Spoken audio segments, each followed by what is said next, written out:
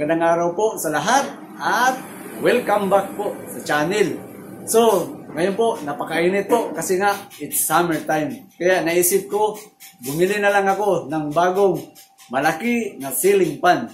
Kasi kung electric fan naman ang bibilhin ko, hindi po nakakatipid ang electric fan. Mataas po ang wattage sa electric fan. Kaya nag-ceiling fan po kasi ang ceiling fan po natin ngayon napakalaki at saka naka-new improve. Ibig sabihin, hindi po siya madaling masira. Tapos ang madalas pong ginagamit natin na ceiling fan, pakita ko muna sa inyo. Ito po ang basic na ceiling fan na medyo may kaliitan. Ito yung madalas ginagamit. Pero ang bago kong binili na ceiling fan ay ito po, mga lods, kung makikita mo, may kalakihan na po ang bagong silipan. At saka, new improve po ito, mga lods. Mamaya, i-explain natin kung ano pong nadagdag na picture dito. So, kung ito po kasi, medyo hindi ganun kalakas ang pan kasi niliit. Ito, may kalakihan na po talaga ang pan.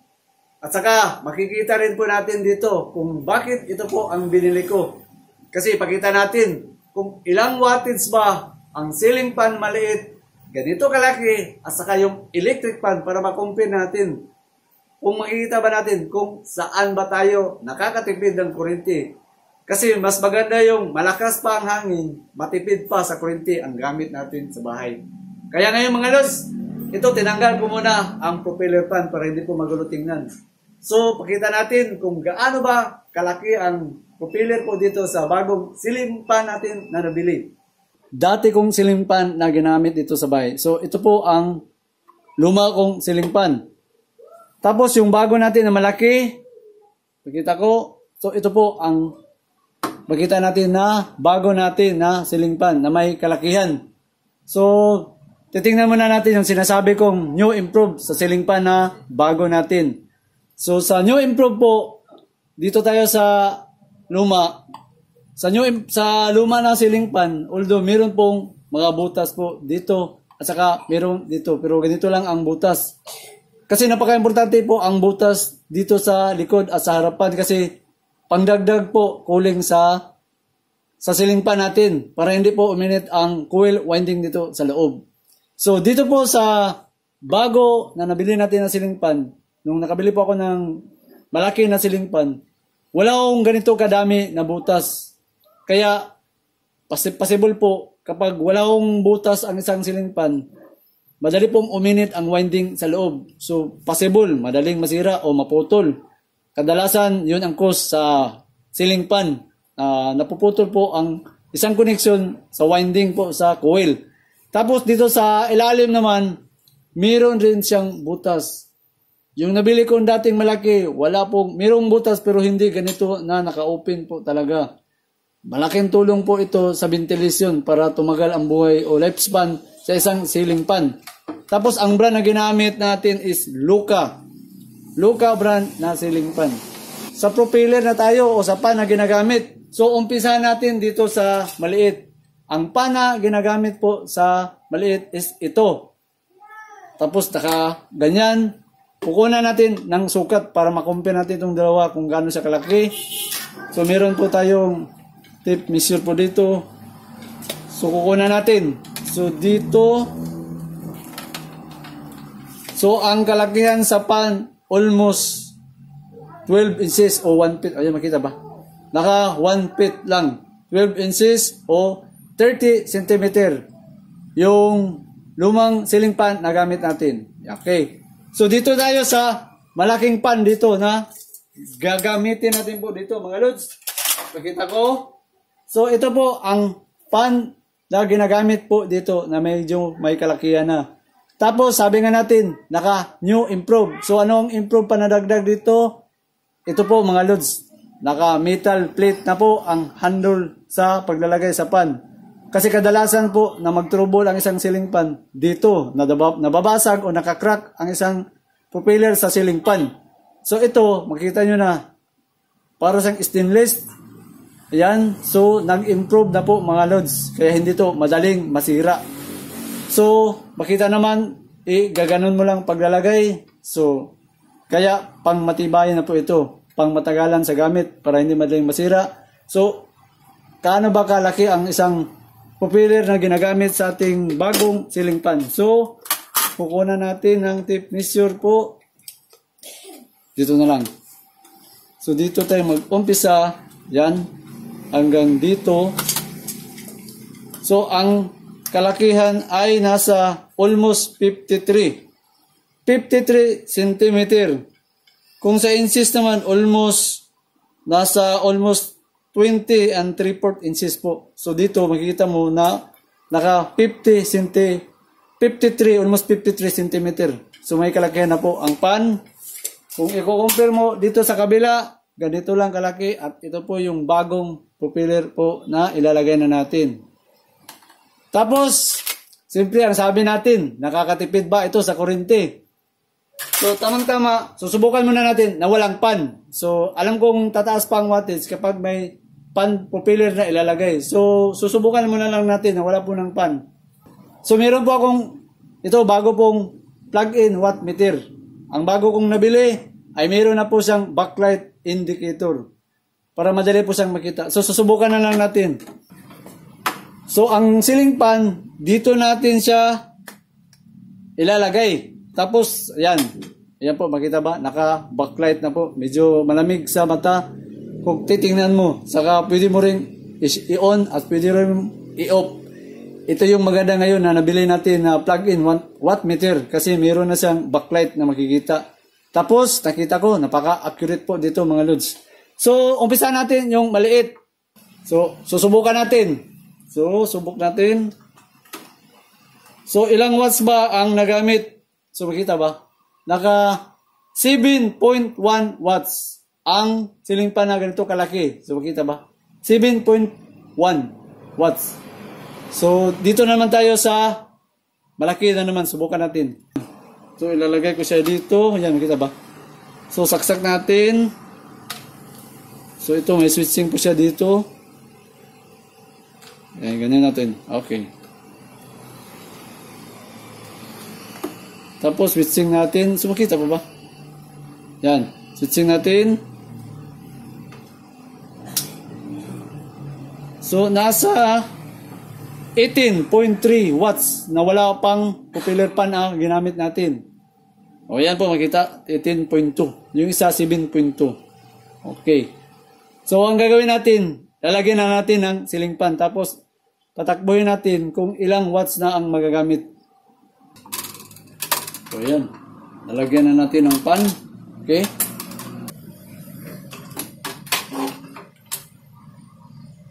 So, ayan po. Pinaikot na natin. So, ayan po. Makita ba? Nasa 9.9 watts lang.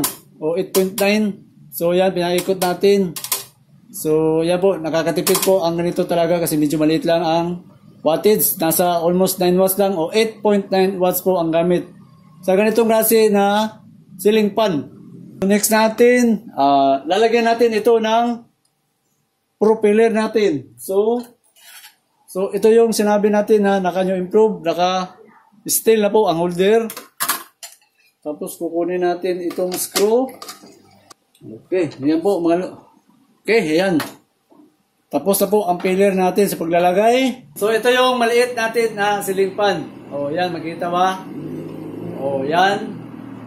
Ito yung maliit na naka 12 inches lang ang kalakihan po sa propeller. So yan, makita.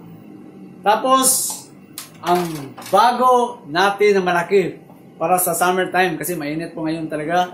So ito na po ang pinakamalaki natin na ceiling fan. O, yan. Makita ba? Okay. Yan po mga lods. O, makita. Ang malaki natin na ceiling fan. O. Yan, ang pillar. Gaano kalaki. So, ang gagawin natin, kasi hindi naman pwedeng hawakan kung paikutin ito kasi may kalakihan po. Ilalagay ko na lang dito sa living room. Tapos, kukunan natin ng plug-in watt meter. Kung ilan ba talaga ang wattage kapag may propeller pong nakalagay. So, ito po ang living room namin dito sa bahay. So, nandun po sa taas yung ceiling fan na palitan natin na maliit. So, sa baba naman, makita nyo, ito na po yung malaki natin. So, yun ang ipapalit natin dito sa maliit na ceiling fan.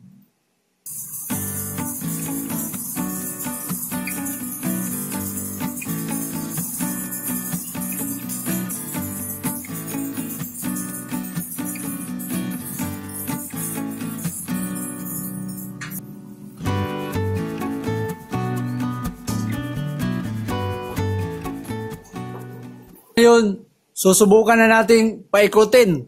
Tapos, ito po ang plug sa ceiling fan natin. At ito naman po ang plug wattmeter natin na plug-in. So, dito natin ito isaksak at titignan natin kung ilang watts ang nagagamit sa ganyang kalaki na ceiling fan. So, isaksak natin para makita nyo yung actual talaga. Pag ikot, titignan natin yung maximum wattage na ginagamit sa ganyang kalaki na ceiling fan. So, isaksak natin dito para makita nyo mga loads. Okay. Yan, umikot. Tapos, ang wattage, palapit ko na lang, nasa, makita ba? 25 point, pabago-bago. So, nasa 22.7 watts. Pag naka-full na po ang ikot, so makita, 22.3 watts. So, kita ba? So, napakalakas po ng hangin hanggang dito, umabot. Tapos, pakita nyo naman yung kurtina natin dyan. Yung kurtina, so, makita naman, at saka dito sa tagiliran. O, yan po. Makita naman. O. Tapos, yung pan doon sa kurtina natin, makikita ba? Ganun. So, medyo may kalakasan. Makita naman, ang lakas ng ikot. Tapos, ang watts na gamit dito, pakita ko muli, ay nasa 22.4 watts. So, ito yung sinasabi ko mga loads na matipid po sa kuryente. Tapos, napakalakas po ng hangin. So, ganyan pa natin ang camera. O, yan, makita o. So, napakalakas. Tapos, ang wattage ay nasa stable 22.4. So, ito, napakatipid po. So, ngayon, pakita ko naman yung electric fan. Basta ito, nakakuha tayo ng 22.2 watts lang na gamit. So, ito po yung plug sa electric fan. Tapos, ito naman yung plug-in wattmeter natin. So, isaksak natin para makita kung ilang watts ang ganyang kalaki na electric fan. Yan, umikot. Tapos, ilapit natin. 63 watts po ang gamit. So, tingnan mo, umikot ba? O, yan, umikot.